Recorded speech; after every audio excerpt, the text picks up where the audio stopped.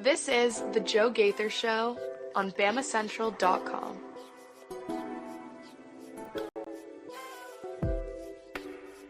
Good morning, Tuscaloosa. Good morning, Tuscaloosa, Internet World, West Alabama. How we doing today on this Thursday, victorious Thursday in the Alabama athletics field, Alabama athletics world? This is the Joe Gaither Show on Bama Central, BamaCentral.com, hanging out with you guys on the Bama Central YouTube channel, Bama Central Facebook page. We're having a lot of fun on Apple Podcasts, Amazon, Spotify, wherever you get your podcast, you can find the program. We're having a lot of fun here. We're not in the Derek Daniel State Farm Studios, but still call Derek Daniel for all of your insurance needs. Call him at 205-758-3391. He'll take care of you. He's taking care of all of us right here on the Joe Gaither Show, letting us hang out in his office and do the show right there. And also, more importantly, taking care of saving us some money and being a great insurance agent for when we have been in times of need. So I really appreciate Derek Daniel sponsoring the program. I really appreciate Purple Turtle Roofing, and I thought I had a lot of fun. I hope you guys had a lot of fun with Brax Garrison yesterday of Purple Turtle Roofing. We talked roofing, but we talked quarterback play. So if you wanted to hear about how a quarterback sees the game and sees how Ty Simpson managed the Oklahoma game and managed all the challenges that the Oklahoma defense presented, you can check out yesterday's episode. Every episode is presented by Purple Turtle Roofing. Call Purple Turtle Roofing today at 877-787-6635. We appreciate them sponsoring the program as well. They specialize in residential roofing, commercial roofing, emergency storm repairs, full-on roof replacement, and insurance claim support, and much, much more. So appreciate Purple Turtle Roofing letting us borrow Brax Garrison for a little bit of time yesterday and the week before. So Brax, we're making him a weekly guest, and I know he was watching the basketball game last night because he was texting me throughout it. Just a couple little texts here and there with Brax and I about maybe my prediction being wrong, and the basketball team really, really stepping up. Alabama beating Illinois 90-86 right there in the United Center. Just a very, very cool atmosphere to see the guys play in the United Center. I got a buddy who's a huge Bulls fan who lives in Chicago, and we saw a game up there in 2022 is when we saw a game up there, and so had a lot of fun in the United Center many years ago. I'd love to go back. I wish I were there last night because it was a great, great night for Alabama basketball. We're here with Mason Woods. You follow Mason Woods at MAWoods_ on the Twitter machine. He's on Caleb Holt watch because the basketball signing window is now closed. So Caleb Holt's got to wait until I think in the spring. April. Yeah, to decide to jump on board. But last night certainly left a great impression on the phenomenal recruit, Mason Woods. You did pick Alabama to win, right? It was you and Brax picking Bama to win. I thought I picked them to lose. Oh, okay, great. Well, then that means I'm not on an island. I was driving to my girlfriend's house thinking, damn, Mason and Brax picked him to win. And so what a night, Mason. Wow. Just, let's get into it. What'd you think of Alabama's win over Illinois? There's a new number 10 in town, and his name is Keitenn Bristow. You sent me the meme last night, the Mohamed Diabate upgrade button, Keitenn Bristow. And that's exactly what you got last night. You got what we had kind of joked about on the show yesterday of like, oh, he's going to come back, alleviate all your problems, bring that. But he did exactly that. He came back and alleviated all of Alabama's physicality problems. He was, I know he didn't technically win the Hard Hat Award last night. It went to Amari Allen, but I'm sure he was right there close in second place because he embodied blue-collar basketball last night. It was very, very impressive what we got on him. I mean, almost had a double-double with points and rebounds there. But, I mean, top to bottom, the whole team, I was so impressed with the physicality, with the effort that you saw last night. You went down on the boards a little bit in the first half, but you got them back in the second half. I mean, let's see. What did you finish here? Total rebounds. You'd only missed by 2 rebounds, 40 to 38. So, like, you're right there in line with where you need to be. You only turn the ball over 10 times. Maybe clean that up a little bit, but not really going to complain about it. LeBaron Filan got going in the last few minutes there, really took the game over. I think, 9-point stretch he had there where he scored all of 9 of Alabama's straight points. I mean, it was just really an amazing performance. I continue to be really impressed with these freshmen. I thought you obviously got fantastic minutes from Amari Allen, but I think even the other two guys, Davian Hanna, London Jemison, gave you good minutes. I thought you saw good minutes from Sherrell last night. The best we've seen this year from him. It really, like, top to bottom, I thought the whole team, there was not a weak link on the floor. Really amazing. Well, there was a weak link, but he was barely out there. Sure. But it's okay. And every time I saw him on the floor, it was like, why is he even out there? 6 minutes, we'll deal with it. Exactly. And I think you're going to have to deal with it all year long, to where it'll be fine. It'll be fine. Dax texted me thinking, what was his text about Noah Williamson? He said, he was talking about Keitenn Bristow being so good and being like, man, he said, if we had Keitenn Bristow last Thursday against Purdue, then we'd probably end up on the other end of that. I would agree. Yesterday on the show, I was asking, unless he's Dennis Rodman, then it doesn't matter. I don't think it's going to matter. And the other name I used was incorrect. I used Ali Farouk Manesh, but he was a guard, and now he's the coach, I think, at Colorado State. The name I was trying to think of, it came to me in the middle of the day because I was just like, that's not right. It's not Ali Farouk Manesh. That's not the right name. It's Kenneth Fareed.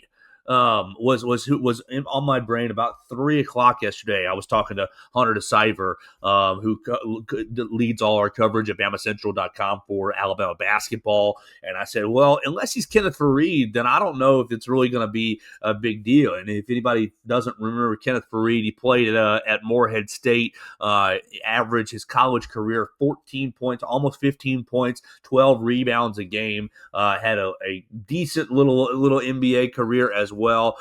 Kenneth Fareed, how long did he play in the NBA? He got up to a 91 overall in NBA 2K. What a career for Kenneth Fareed. I'm just looking at the team history here. First round pick, 22nd overall pick. He played from 2011, really in the NBA till 2019. So 8-9 years in the NBA, and was just a rebounding monster. It was 6'8" or so. 6'8", 230 pounds, 240 pounds. And I thought, everything we heard in the summer was Keitenn Bristow dominating the boards. Keitenn Bristow is really rebounding everybody. He's he's athletic. Watch out for this Tarleton State kid.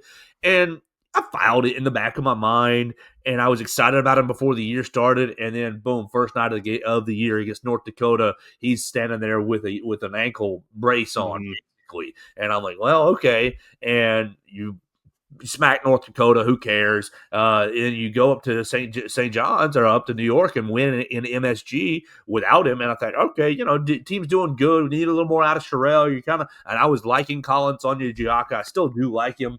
But it was kind of thinking he's going to be a 6-minute a game guy as well, just like Williamson has been or was last night. Mm-hmm. And then you get to Thursday, and it's like, man, you need another big body because Williamson, you're not getting anything out of him. Sherrell's having a hard time staying on the floor because of foul trouble and just general nature. You can't play 40 minutes. And so I'm like, what are you going to do? What are you going to do? And Purdue beat him up. Purdue beat Alabama up inside, offensive rebounds, second chance points. It was just like, we're getting as many shots as we want as it takes on a possession to get a bucket. And it was just so frustrating to watch and demoralizing, frankly, to watch. Despite Alabama's being really, really close. I mean, you were on the line. We've said it a couple times, on the line with a one-on-one opportunity to tie. You missed the front end, and Purdue kind of runs away with that last minute. Runs away. They won by 7. So it wasn't really like you got smacked that bad. But the game flow was so frustrating because you couldn't get our defensive rebound and clear the glass for anything. And you were going down, and it was basically one shot and done on the offensive end. You shot well enough to hang in there. Mm-hmm. And I'm thinking, wow, if this rebounding issue is going to be here all year, if you're not going to get much out of Noah Williamson, if Collins Onyejaka has a medical issue and is going to be out for, let's just say, the rest of the year, all year, just to make it worst case scenario, hope it's not, but maybe. I thought, wow, you're going to be in for it when you're playing these bigger teams, the Floridas of the world. If you advance deeply in the NCAA tournament, it's going to be some hard matchups. And last night, I mean, I'm looking at the box score before the game or the day earlier, and y'all all heard me on the show yesterday talking about it probably not going well for Alabama. I picked 92-80. I picked a 12-point loss. A 12-point loss, and largely because of the rebounding issues and because of the international nature of their team. I thought they would be able to keep up with Alabama's pace. They couldn't. They ended up playing Alabama's game. They sped them up and got Illinois to take tougher shots. And yeah, Illinois only turned the ball over 11 times and Alabama 10. But you sped them up, and they got sloppy in nature. And honestly, their shot making was not exactly what I thought it was going to be. They opened the second half so bad. Yeah, I mean, like Mirkovic went like 0 for 9 to start the second half or something. It was terrible. And you're exactly right. Like Alabama forced them to play up to their tempo in this game. And I think the tempo created the missed shots. I'm shooting, bang off the rim. Instead of, okay, we're taking our time, we're in rhythm, we're just going to catch and shoot, and we're all good playing our game. No, I think Alabama's tempo just ramped the whole thing up, and 42% is still pretty good. 31 of 73 for Illinois. They were 11 of 32 from behind the arc, so they shot at 34%. Alabama making 13 3-point shots, 13 of 36. But for the first time, really in the two big games that you played, now 3 big games that you played, you were even on the free throw line. 23 free throws for Alabama, 17 of 23, 22 free throws for Illinois, 13 of 22. So they were worse off at the free throw line. And Peja's son was incredible, but did struggle at free throws. Right, did struggle at the free throw line. So I was personally happy to see that, but I was also really personally happy to watch Andre Stojakovic. Golly. I mean, it was like watching a clone, and I can remember Peja from middle school, high school age, and you remember you remember everybody used to shoot Kobe when they would shoot. Well, all the white guys that were playing basketball in my high school would go, Peja, just as like a troll. And it was like a throwback watching Andre Stojakovic. And that dunk he had in the first half, he yammed on Alabama. And, luckily it didn't turn out to make them lose the game, to make Alabama lose the game. But I was just really impressed with him. Just really good player all night long. High level basketball game, and you lost to Purdue, and you thought, okay, there's some fundamental holes on this team. Well, Keitenn Bristow gets back healthy and says, "I'll fill all of those holes." Dirty work, 10 points, 8 rebounds. Coach Oates after the game basically saying that he still isn't 100%. He had to come out at some times, wind issues, because you haven't played basketball for the last handful of weeks, and you haven't played in any of these games. So just really, really, really impressed with the Crimson Tide last night going into the United Center. And look, and of course it says semi-neutral on KenPom when you look at it, and the analytics, the quad 1 wins, this, that, and the other will count it as a neutral site game. But that place was filled with orange and blue. It was. Yes, it was. Oh, just excited. So let's start right here. Let's start with Keitenn Bristow, just because we both already raved about him for just a little bit of time. But what is this team's ceiling if you get last night's performance plus 3%? Let's say he gets a little more wind, a little more game shape, this, that, and the other. But plus 3%, that Keitenn Bristow gets plugged into this lineup the rest of the year. What's the ceiling for this team? I mean, look, I don't want to sound crazy, but like it's Final Four national champion. I think that is the level that many people have referred to this Illinois team as going into this season. I think they've been talked about as a team that could go win a title. I mean, Purdue obviously is a team that could go win a title. You hung in with there. You got the win over St. John's, who a lot of people think could also go win a title. I think Alabama is right in that conversation with these teams that are being talked about as Final Four candidates for this year. And that's just what's so exciting to me. You beat St. John's, and look, if you follow this show for any amount of time, any year, if you're a multi-year listener, I appreciate you so much. You're my favorite people ever. But basically every year I've done Final Four, and like there's a hint of seriousness to it, but mostly it's tongue in cheek and it's dreaming, it's wishing. I don't think that's a wish this year. You add Keitenn, and let's just say Williamson over the course of 5 months, 4 months, whatever the season is, November, December, January, February, March, April, 6 months. Over the course of 6 months gives you 1% better every day, 1% better every day, and becomes because right now I still think Noah Williamson, you're a liability on this team, but you have to play him because of the lack of depth in the front court. But if you don't have to throw him out there for 20 minutes a game is the point with Keitenn Bristow. And not that he was playing 20 minutes a game in the first 2 games, but you don't have to throw him out there for massive minute load, a big portion of the big man minutes. He doesn't have to take that. He can, okay, you got a little slower here or you got beat right there. He can take small lessons each day in each game. And if you can take those small lessons, then you can grow as a player and be better and be better suited. And by the end of the year, I think he probably could be a pretty solid 2 to Aiden Sherrell's 1. You mentioned Aiden Sherrell right off the bat. Aiden Sherrell in the first handful of minutes, 2 offensive rebounds. And it's thank you, sir. That's what we need from you. Like, you look at the box score and it's not crazy. 6 points, 2 rebounds. But he only got 9 minutes. I thought he had 2 offensive rebounds. It was 1 offensive rebound and 1 defensive rebound. But he got himself in foul trouble. 4 fouls. Hit a big 3. Hit a monster 3. Like, you played tougher. You took a step in those 9 minutes. Now, you got to control your arms. You got to control the foul trouble. But you are seeing growth out of this team already in 2 weeks. In 2 weeks, you're seeing small, like if you're looking at them under a microscope, it's like watching a kid. You see a kid every day. Maybe you don't think they're growing, but you check in on them every couple of months, and you're like, holy smokes, you grew so much. Like under a microscope, the 2 weeks, I think Alabama has already taken steps forward. I mean, LeBaron, you step up at the free throw line late. You are basically putting the game on your shoulders late in the second half. I mean, after the St. John's game, I was like, man, you could have taken over the game earlier. You waited a while. Well, big step back in the Purdue game. I think that just defensively, he probably struggled balancing offense to defense and gave you all he had on defense against Braden Smith, and wasn't really able to give you a ton on offense in that game.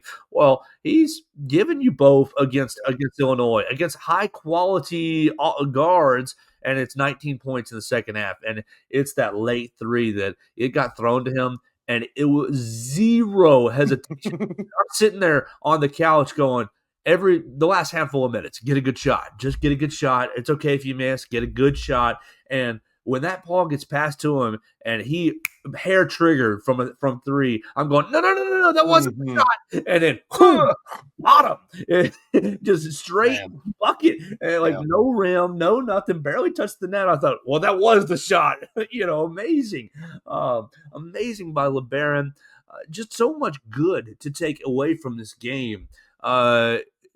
2 things to get into. Just the math was on full display last night with Coach Oates. Especially at the very, very end of the game. You are doing the free throw foul, doing the free throw contest. They're still trying to dig into it. They hit a big 3. You get up 3 on the exchange, on one of the late exchanges. I think there was like 20 seconds left, something in that range. No, it was like close. I think it was like 12. Yeah. And they inbounds the ball. Bama's up 3, and Houston Millette immediately foul. Could have taken another second or 3 off the clock. But the point is, you fouled up 3. They went 1 of 2. Then they fouled you. You go up back up 4, and you ice the game. Nate Oates in the math was on full display last night. You made more 3s than they did. Really, really just quintessential Alabama basketball. Quintessential Nate Oates blue collar basketball. Yeah, it really was. It was a perfect display of the NATO system last night. I got to talk about Amari Allen. He's Yeah, please, awesome. please. He's just awesome. Like we have a star blossoming right before our eyes here in Amari Allen. To be a true freshman and to get 29 minutes in this game last night, because I think this coaching staff, I mean, obviously there were some foul issues that went into him getting extra minutes and things, but like, I think it also speaks to just how much this coaching staff trusts him already. He like you look at the guy, you would never think for a second he was a true freshman because not only the way he looks out there, he looks like a grown 25-year-old man, He looks like a but he junior. also plays like he's been in college basketball for 2 or 3 years already. I was just looking side by side between him and the guy on Keaton Wagler on Illinois, like both true freshmen look completely different from one. Like, you just side by side, you would never know that Amari Allen is a freshman if someone didn't tell you. So I have been really, really impressed with what you've gotten out of him. I think this recruiting class, the 2025 class, it was, I mean, not a bad class by any means. You got 3 4-star players in it, But but like pretty food, and yes, and nobody was sitting there talking. We got J.D. Davison, exactly. we got LeBaron Philon, we got Brandon Miller, like these huge recruits that Coach Oates has had. Continue. Yeah, that's the attitude that people had was like, oh, Alabama took a step back on the recruiting trail this year, and it's like, I don't know that they did. I think they just did a really good job identifying talent. You have Amari Allen, who is already turned into a feature piece of this team, and then I think as the season goes on, we'll continue to get more and more minutes from Hannah and from London Jemison, because both of them have looked solid as well. I'm very pleased with this team's performance from last night. What I noticed from Davion Hannah in these early games, obviously the wild quote from Coach Oates with, he's the best perimeter defender we've had since Herb Jones. It has stuck in my mind, and every time that he's on defense, going man-to-man on somebody, that's like literally in my brain, like, are you going to stop this guy or not? Herb would stop this guy, But the offensive end of Davion Hannah, like, it's not amazing, for sure. It's not amazing, but he is absolutely fearless. Yeah. He has no. He will attempt any dunk, Yes. any alley oop, like send him in the air. He's going for it. Yeah, he has no hesitation. So far on the offensive end, it's like, the part of Coach Oates' system is, hey man, if you've got a shot, you need to take it. You're going to get benched if you pass up the shot, because I want you to be confident. Well, Davion Hannah exudes that. Granted, 9 points against North Dakota, didn't score against St. John's or Purdue, but ended up taking a shot against St. John's. Barely played in both those games. 5 minutes last night, 1 of 2, 1 of 1 from beyond the arc, 3-point hit a 3-pointer. Just got himself a rebound as well. But to me, it's like, he's in there for his defense to kind of shut somebody down or to help us on the defense end. But he may not be the best offensive player yet on this team, but I think that he's got the building blocks or the base blocks of, that could be a really nice offensive player once he gets even more comfortable in the college game, once he hones his shot a little bit more. I think you're right about this freshman class. Those 3 guys, and I mean, even those 4 with Collins on you, Jack. We'll find out what Collins actually is with a lot more time. He's got to recover first. But you've got 3 fearless basketball players who aren't acting like freshmen when they're on the floor. We've been Alabama basketball players for 3 years now. We know the NATO. Like, they are blue collar to a T of playing hard, 1,000 miles an hour. If I make a mistake, it's okay. We're going to make it 1,000 miles an hour. So, like, we're going to get back on defense. We're going to run on offense. They've been, pretty essential to Alabama getting up and down the floor, running in these first handful of games. Alabama with 16 fast break points last night to Illinois' 11. It's a fun team so far. It really is. Fun team. Houston Millette with 10 points, 5 of 5 from the free throw line. I'm going to hate myself for his next missed free throw, but my man Houston Millette has not missed a free throw this season. You saw how bad he wanted those free throws at the end there. The announcer said it, like he ran from the other baseline all the way down to meet him there to get that ball. And they barely touched the net. It was like he did his little routine, little prayer routine real quick. He got paused like halfway through it when the ref said something to him. He had to restart it. I noticed. So yeah, I'm glad that he's got his routine down. 100% from the free throw line so far, closes out the game. And gives Alabama a monstrous win, beating the number 7 team in KenPom, beating the number 8 overall team in the country. And so Mason Woods, Alabama is moved up to 18th in KenPom. Alabama will play Gonzaga. Gonzaga's number 2 next. But that's okay. Let's not get too far ahead of ourselves with the Gonzaga game. Look at these two numbers. Alabama is now 10th in offensive rating and is 35th in defense after playing 3 monstrous teams. We can work with that. And what did Coach Oates say a couple years ago when he had the number 1 overall seed and the team looked amazing, the JQ Brandon Miller team that was, quite frankly, left a bit on the table, losing up there in Louisville to San Diego State. He outlined the blueprint that year, and it said, we want a top 10 offense and we want a top 30 defense. If we get both those marks, we expect that that's the mark, that's the goal, that's the range that you have to have on both sides of the floor to be competing and winning a national championship. Now, Alabama has had the number 1 offense and has had a 50th or 70th or even 100th defense. The Mark Sears Grant Nelson the year they actually went to the Final Four, I think they were at 103, 105, 99 in defense.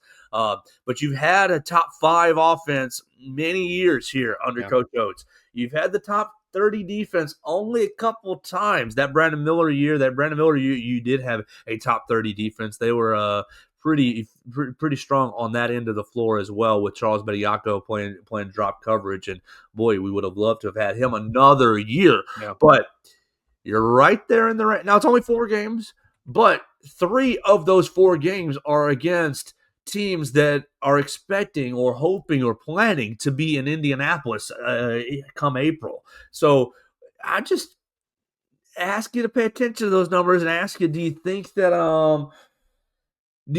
that this is sustainable throughout the rest of the year? Like the effort was off the chart last night. Taylor Bowen and Keitenn Bristow were really, really playing well last night. I mean, you're going to get some games throughout the season where they don't give the effort that you want them to. That's just part of a long college basketball season. There's going to be times where we come in here on a Thursday or whatever day it is, Wednesday, whatever day of the week it is, where we're sitting here talking about where was the effort last night, whatever it is. You will have examples of that this season. But I think getting these 2 wins over these 2 really, really good teams in the way that you did, where it was like, okay, yeah, you played the perfect NATO system in this game. You saw how it works. You saw what it can do. I think that kind of thing, like that can translate to the whole season. I think seeing it in action and seeing how well it can work, it goes a long way to convincing the team that, like, all right, this is just the level that we have to play at in order to, reach the success we want. They saw what happens when they don't play with enough effort. You lose to Purdue. So I feel good that translates to the rest of the season. Like I don't know. I know I was pretty down on after that Purdue game. Same old Alabama, no physicality, no presence in the paint. But like with Keitenn Bristow on the floor, it seemed like everyone else around him sort of played up to his level as well of effort and physicality. So like I feel really good about where this team is headed. I think he'll only continue to get better as the year goes on. Kenneth Faried's very first college game for Morehead State was at Houston. Now, obviously, Keitenn Bristow has played college games before at Tarleton State, but nothing matters unless you came to Alabama. Those games don't count. Those games don't matter.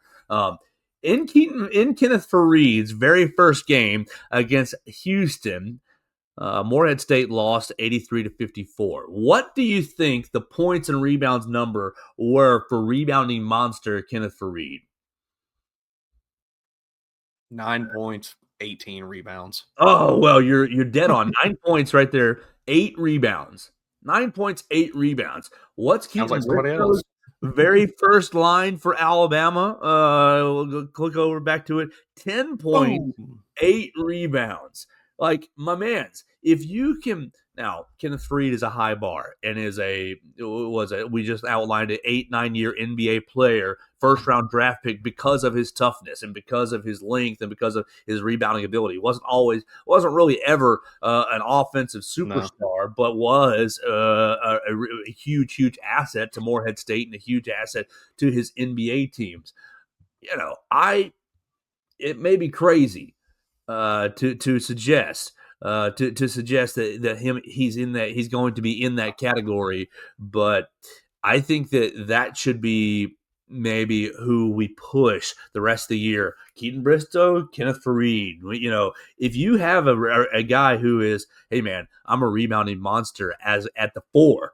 You can play Sherrell. We can go. I mean, think about a lineup that goes Bristow and Taylor Bowen in your post that has LeBaron, Latrell, and Millette, or LeBaron, Latrell, and Amari Allen, or even let's just get all the bigs out there. Give me Sherrell, Bowen, and Bristow. What is it going to be in January when Jaleel Bethea comes back into the lineup? Man. Yeah, I'm good problem to have. But you'll have to figure some things out with these rotations, I'm sure. Well, and some of these freshmen will lose some minutes, but okay. And you gonna tell Davian Haney he's not gonna play? Well, he only played 5 minutes last night. I think you'll take 2 or 3 minutes from Latrell Wrightsel's 26 minutes last night. You'll take a minute or two away from Aiden Holloway's 31 minutes. I don't think Amari Allen getting 29 is going to be a super regular occurrence. Right. Exactly. I think that there will be a minute or two shaved off everybody to carve out 15, 16 minutes for Jaleel Bethea. So just an amazing night, and how many more ways can we say it? The other math issue, not math issue, but math equation that NATO has pulled. You saw him at the end of the half, right? At the end of the half, you ended up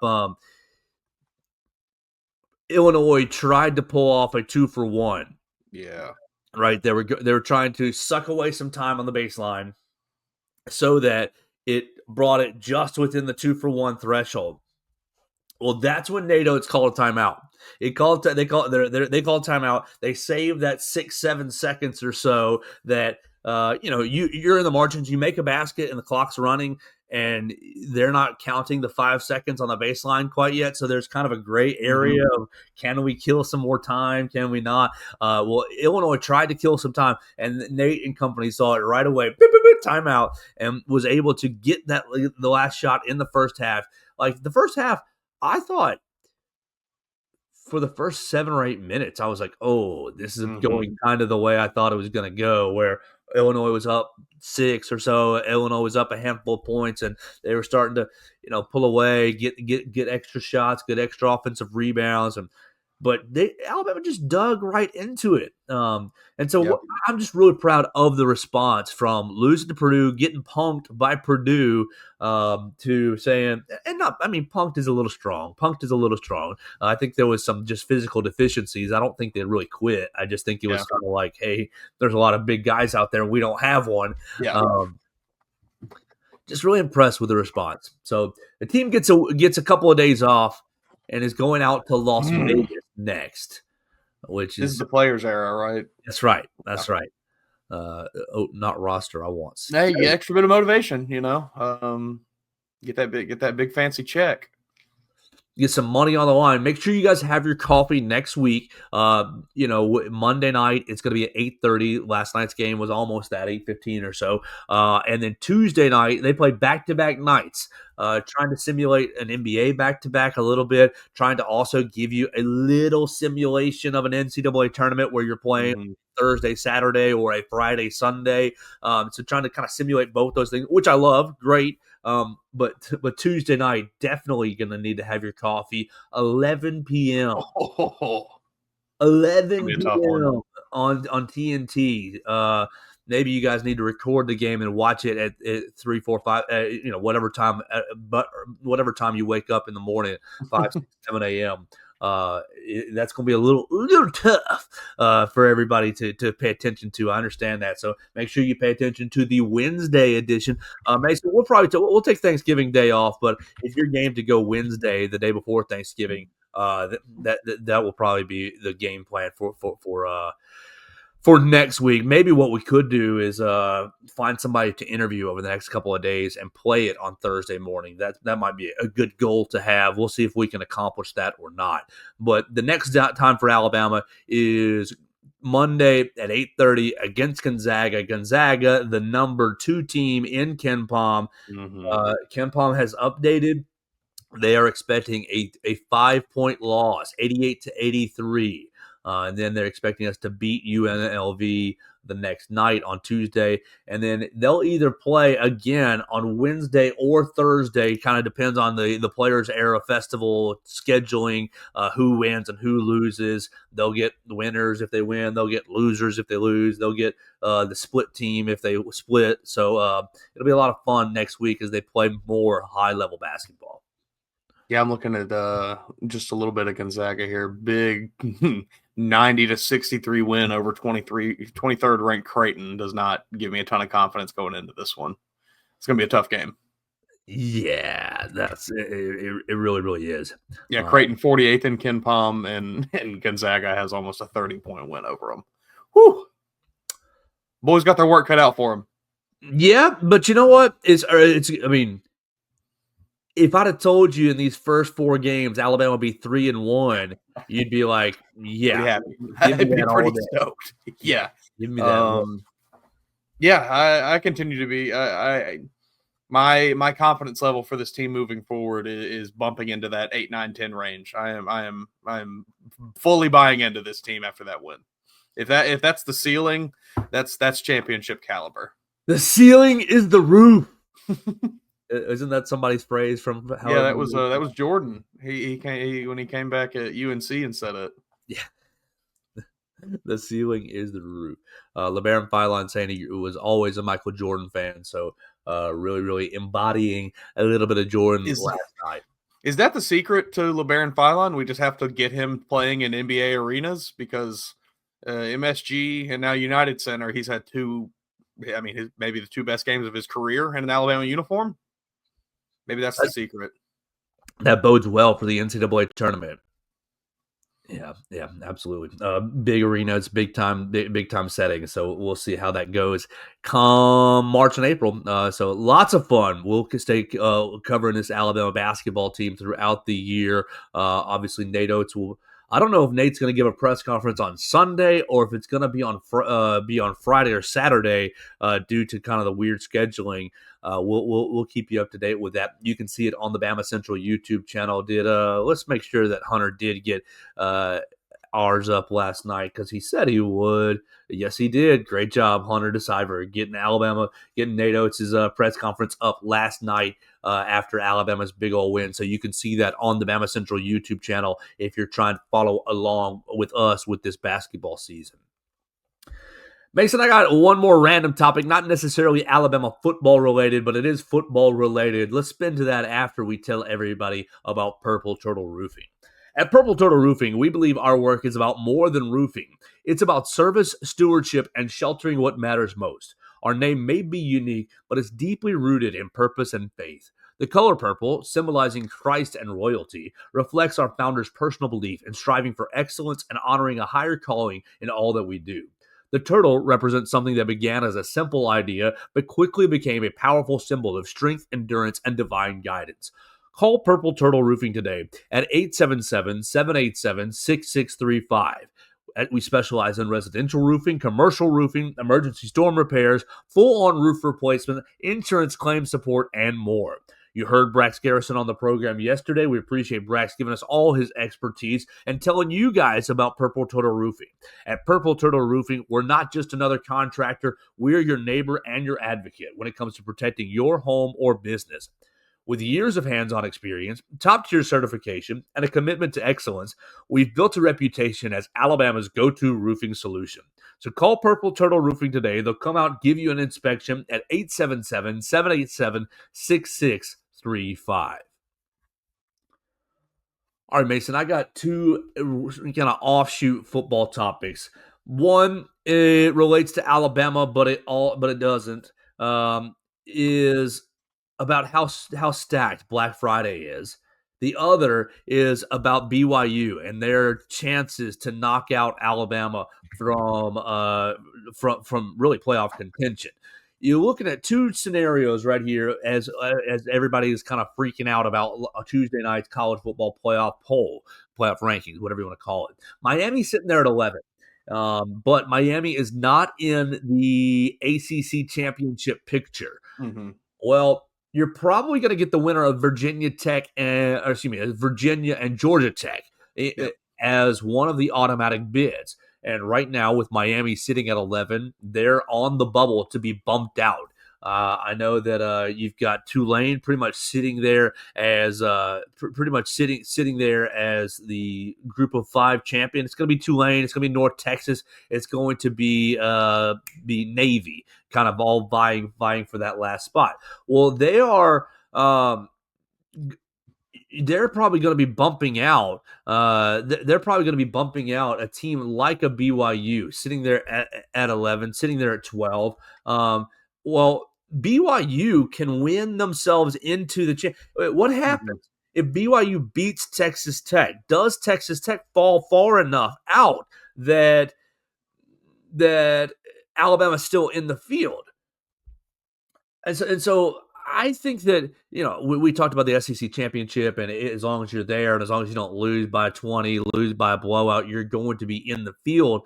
I still think that, but I do think there's a small chance that if BYU beats Texas Tech, well, Texas Tech isn't going to fall far enough out of the 12, and BYU will sneak in. Well, you still have to have your Group of 5 champion, and so who's sitting there at 11? At 10 and 11, basically at 9 and 10.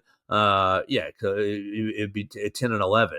Really get bumped out in favor of your BYU, your Tulane. I think Alabama has a small percentage. Are you worried about BYU? You take them back to a couple of weeks ago. Texas Tech beats BYU. What was the score of that game? I think 29-7. Basically in control. BYU didn't score their touchdown until the fourth quarter, so it was basically 19-7. It was basically over with by the time that BYU even scored. Actually, it was 26-0 before BYU scored. Now, it wasn't Texas Tech, it wasn't Lubbock. I do think there's a talent gap disparity, but what's your fear level on BYU knocking out Alabama? I mean, I think I'm with you. Like, I don't think there's really any scenario where, so long as Alabama wins out, you go beat Auburn, you get to the SEC championship, I don't think you're getting left out, period. Unless you lose by 50 in that game, I don't believe that there's really any realistic scenario where Alabama makes it to the SEC championship game and misses the playoff. I mean, I'm looking, I guess, let's see, if we did have BYU, Texas Tech, and then say you get your winner of the ACC, we'll call it Georgia Tech. Probably Miami gets in, maybe, if I had to guess. Well, Miami's looking to get bumped out because you Alabama at 10, BYU sitting at 11, Utah at 12. Well, this little graphic that we've seen over this week has been confusing because they're slotting Miami in at 11. But Miami's not going to win the ACC unless some weirdness happens and they're able to get into. So that 11th spot is going to go to Georgia Tech or Virginia, right? The 12th spot is going to go to Tulane, right? And so BYU's only path to getting in is by beating Texas Tech. Well, ipso facto, they bump out the 10th spot, which is sitting right there for Alabama. Yeah, I don't know. I don't know. I probably need to look at it more, to be honest. But I don't see any scenario where Alabama makes the SEC tournament or the SEC championship and is left out of the playoff. I don't think there's any feasible explanation you can give to put BYU even if they win the Big 12 over Alabama in that scenario. Because, like, I mean, sure, probably, yeah. But, like, I don't know. That I am firmly confident that so long as Alabama wins out and gets to the SEC title game and doesn't get embarrassed, you're in the playoff. I'm still feeling that way as well. I'm just looking at the numbers and looking at the math. And I mean, I'm thinking, like, Ole Miss is going to get bumped out. They're going to lose to Mississippi State. See, a lot of this is going to take care of itself for reasons just you like know, that. like I mean, they might not lose to Mississippi State, but I still I don't think it's I don't know. I don't think it's out of the question for Ole Miss to maybe get bumped out somehow. Jeff Lebby, come on, baby. Yeah, Give me I think more I think cowbell. to me, I feel like the real nightmare scenario is Georgia Tech beating Georgia and then losing to Virginia in the ACC title game. Because you're not going to keep out Georgia Tech with a win over Georgia, but you have to let the ACC champion in. Like, that's the scariest scenario for me. And I think that's not unrealistic. Haynes King, come on, young man. Come on, young man. We need you. Need you to handle your business. Because yeah, I don't know. It's going to be, I mean, it'll all sort itself out over the next 2 weeks. I think Texas A&M, that one's weird too, though, because if Texas beats Texas A&M, I know they have 3 losses, but like the talking heads are going to be doing their power to get Texas into the playoff. And like, hey, if you got to win over Texas A&M, you know, it's one of the best wins in the country probably at that point. It is, but even as the resident Texas stan here, you can't put them in with what they did with Florida, with what they did with Kentucky, with the way that they played through. I mean, they went to Athens and weren't even close. Sure. Weren't even close to a top 10. Yeah, so, I think if they maybe played that game in Georgia a little closer, you have a better argument. Yeah. We'll see what happens with them. But this takes me right into something I was thinking about on my drive up here, up to see my girlfriend. It was just how loaded this Black Friday slate is. Like all the ladies, and enjoy it, ladies. No shade on that. All the ladies will be doing their shopping. They'll be going out. They'll be doing whatever they want to do. But cook even more on Thanksgiving. Cook extra, because on Friday, have you looked at the slate yet, Mason? Some good games. The Black Friday slate. You open up with Ole Miss at Mississippi State. So more cowbell starts your day at 11 a.m. You can have Utah and Kansas on your second screen if you're a real sicko. But you moves on. Middle of the day, Georgia Tech, 2:30 on ABC. Like, your TV doesn't have to go off of ABC. Your ABC lineup goes Ole Miss, Mississippi State. Like, put that right in my eyeballs. Just give me so much that Egg Bowl rivalry, just because of the hatred factor and the drama right now. Because I do think Mississippi State's got a decent frisky. Level. Yes. And is Lane Kiffin distracted by all this coaching search nonsense? I do believe him what he said the other day about there's no ultimatum. There's no ultimatum. But I didn't realize the Egg Bowl is to get Mississippi State bowl eligible. Yes. Yes. That's going to be good. Even better. They don't have a game this week? No, they don't have a game this week. Yes, perfect. So they got a week off to prepare for it. So 11 a.m. Egg Bowl, 2:30 p.m.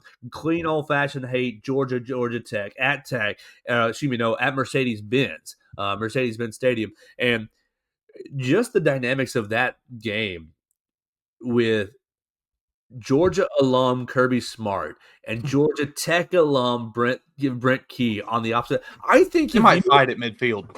Exactly. I think if you gave them the option, would you rather fight at midfield? The winner of the fight gets 6 points on the scoreboard right now. They'd say, yes, sign me up. And they'd be chomping at the bit to get after each other. Like, it's cool. And now, I do think Georgia's more talented. They're going to be favored in the game. Sure. But Georgia Tech is nasty. They're feisty too. They'll try to drag you into deep water, Georgia. Yep. So be wary of that. Get your swim trunks on and get your life vest on, because you're going into deep water with Georgia Tech right there. What do we think is the outlook for Ole Miss if they lose this game? Because the only good win you have all season is against Oklahoma. You lost to Georgia. 13. Yeah, I think you're on the outside looking in if you're Ole Miss and you lose this game. More cowbell. Give me that clang-a-lang-a-lang-a-lang. More Make it cowbell. happen, Jeff Levy. Let's do it. Absolutely. So yeah, I think you're in for a precipitous fall if you lose to Mississippi State. Because hey, look, we own the Florida State loss, but if the Florida State loss is to a 5-5 football team right now, they've got Florida and they've got somebody else. Who else do they have? Hold on, I see them. They got Florida on the Saturday that we're talking about next Saturday, and they have NC State this Saturday. So you could be looking at 6-6. Okay, great. You could be 7-5, whatever. Sure. That's their best case scenario. They could be 5-7. It's a bad loss still for Alabama, but if that's a bad loss, and it is, well, losing to Mississippi State gotta hurt you. That's gotta hurt you.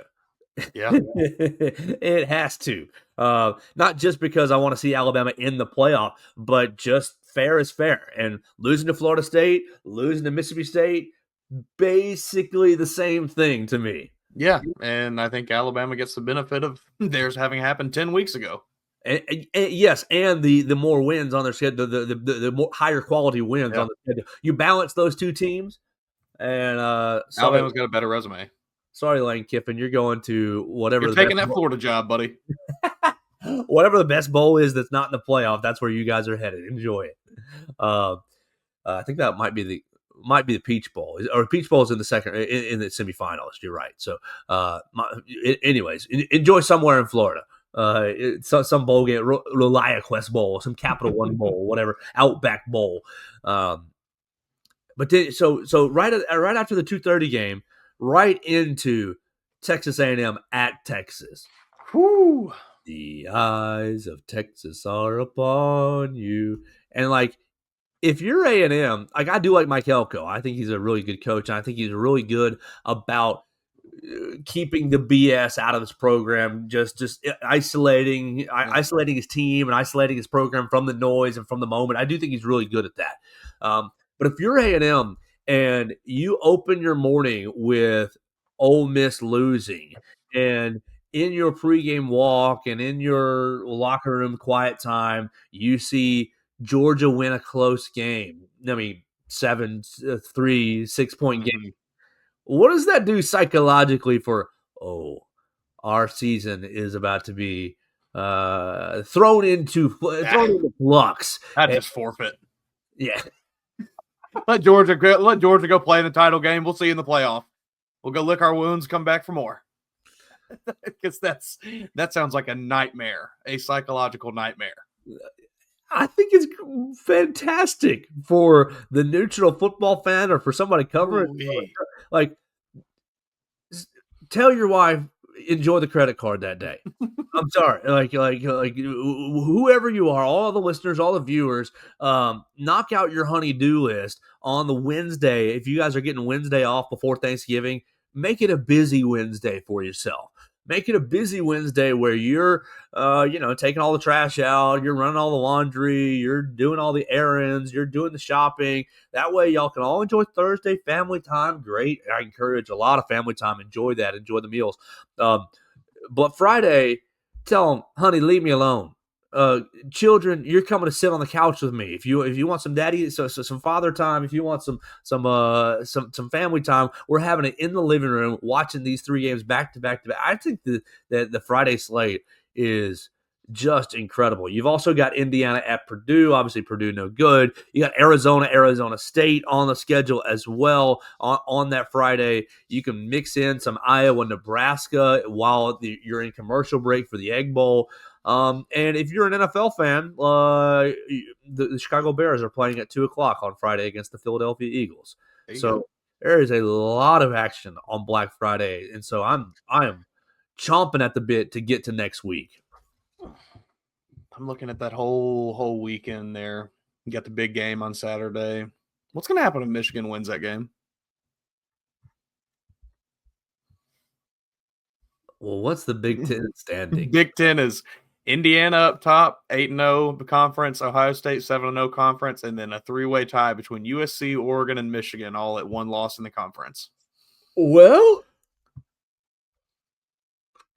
That would be definitely something. it would put you into at least a two-way tie, depending on what happens with USC this week. USC has a decent game, don't they? There are so many chaos scenarios. Like, there's so many Yeah, chaos they have scenarios. Oregon. Oh, USC and Oregon play on Saturday. Okay, great. So Okay. one of All those right, well, teams, that'll decide that. yeah, one of those teams will bump up, and you'll have a three-way tie between Ohio State, Michigan, and the winner of USC Oregon That would be. to go to go play India. Like I don't know who gets the nod there because I don't know how the Big Ten does their tie breaking and everything. But like, if there was a scenario, and it seems like it may exist, where Michigan could run the table at the end of this season, be Ohio State, and then go win the Big Ten, beat Indiana, that is like pure chaos because that could definitely get Alabama bumped out. I think because you're obviously not gonna leave Michigan out. You're not gonna leave Indiana or Ohio State out. I think that would get at least 3 teams from the Big Ten in, probably another one because you're looking at the winner of USC or Oregon.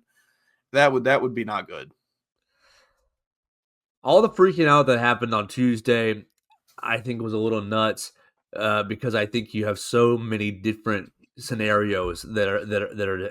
This will look completely different next week. So for Alabama fans, everybody who's watching and listening, just handle your own business.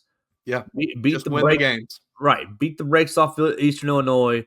Go down to Auburn and show these fools that it's not haunted because all that talk is nonsense. What do you make of that? Do you think it's gonna? Do you think this will carry over into the DeBoer era? I know we talked about it with Katie a little bit earlier in the week, but I don't know where I fall in this because I know voodoo is not real. I know magic and things are not real, but damn it, if that stadium, there's something about it.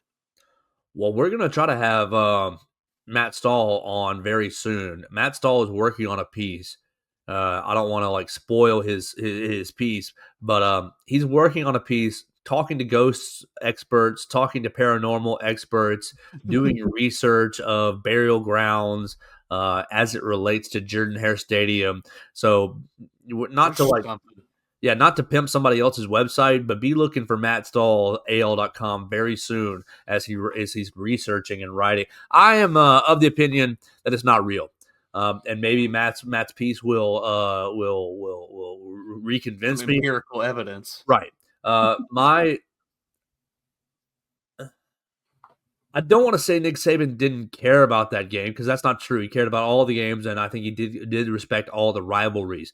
But I think for Coach Saban, I think the Auburn game ranked third behind LSU and Tennessee, behind LSU and Tennessee. Not that he ever wanted to lose it or didn't take it seriously. Don't hear me say that. Don't clip that up. I think he absolutely took it seriously. But in terms of turning on all the motivational like Auburn, the times that you've lost down there, Auburn has had the "we've got nothing to lose" factor a lot of the times. You lost with give me an extra second, the kicking a field goal at the end of the half. And you played with a backup quarterback who threw 2 pick sixes. Like when you're down there with Greg McElroy and you had your full complement of teams, you drove that field in 8 minutes to throw the winning touchdown up church. So like there have been good times in that stadium. But the time Jalen Hurts, you missed Joseph Bulovas misses a field goal, the Yanks it right. Your offense is kind of in the tank. Your offense had been trending to the tank. I don't think that there's really voodoo in that stadium. I think that you have seen different teams trending different ways, and they're trying to win too. Those boys are on scholarship as well. And so when it comes to a rivalry game, I don't really think it's haunted. I just think it's a really dang good rivalry game. And sometimes in big-time rivalry games, you get got. Yeah, I don't disagree. We will see what happens. Absolutely. It's going to be my heart will not be able to take it. A huge 2 weeks. We'll have Football Friday tomorrow. We'll see what Theo's doing, or maybe we'll see what Henry's doing. The slate this week is fine. It's not amazing. Obviously, Eastern Illinois, Alabama will be our focus, but you got Missouri, Oklahoma. You've got USC, Oregon. You've got Kentucky, Vanderbilt. Not a good game, not a juicy game, but one that Alabama fans need to pay attention to. If Vandy wins, that basically ensures all the tiebreakers go Alabama's way over Ole Miss. And then you have the tiebreaker over Georgia already. Arkansas, Texas, I am intrigued with because old, Southwest Conference rivalry. We'll see what happens there. BYU, Cincinnati. Watch out for the Bearcats. Let's go Bearcats. Absolutely. I watched, I think, one and maybe a half of another one of their games this year. They're a fun team. They could give BYU some headaches. I think that's going to be a great game for Alabama fans to pay attention to. And then Tennessee, Florida late at 6:30. So a lot of good games despite Alabama playing a high school team. And so we'll talk about all of that on Football Friday. I want to thank Mason Woods. Man, you're always so solid. Always so solid. And I really appreciate you always being on the show with me and co-hosting with me, really taking this thing to where it is going. So follow Mason Woods at _Woods_ on the Twitter machine. All his recruiting coverage. I mean, it has been a fire hose over the last month. This guy trimming his list down, this guy commenting on Alabama, that guy commenting on his commitment to Boston College. There's all kinds of recruiting coverage for Alabama, Missouri, Vanderbilt, and Boston College at _Woods_ on the Twitter machine. We want to thank Purple Turtle Roofing for sponsoring the program, making Christmas happen for all of us. You can call Purple Turtle Roofing at 877-787-6635 for all your roofing needs. Brax Garrison and his teammates will come check you out today to make sure that your roof is good to go. I know it's overcast today where I am. I think it's overcast and rainy on the schedule down in Tuscaloosa. So make sure that you are in a secure place. Make sure your roof is looking good, feeling good by calling Purple Turtle Roofing. 877-787-6635. Of course, we want to thank Derek Daniel for sponsoring the program, hosting the show. Call Derek Daniel, State Farm Insurance. 205-758-3391. And most importantly, sorry, Mason, I said you were the biggest one. It's the listener, the viewer. You guys watching us on the Bama Central YouTube channel. You guys watching us on the Bama Central Facebook page, hitting that little share button, hitting that little like button on each side. Listening to us on Apple Podcasts, Amazon, Spotify, your favorite podcast platforms. I know a lot of you listen to us in the car, so be safe on the roads. I really appreciate you guys so much sharing the show with your friends, rating the show on those podcast platforms, and joining us each and every day right here on the Joe Gaither Show on Bama Central, BamaCentral.com. Thanks for joining us on today's edition of the Joe Gaither Show on Bama Central. Keep up with Joe on all his social media pages at Joe Gaither6. Subscribe, rate, and review the show on Spotify and Apple Podcasts, and be sure to read us daily at BamaCentral.com.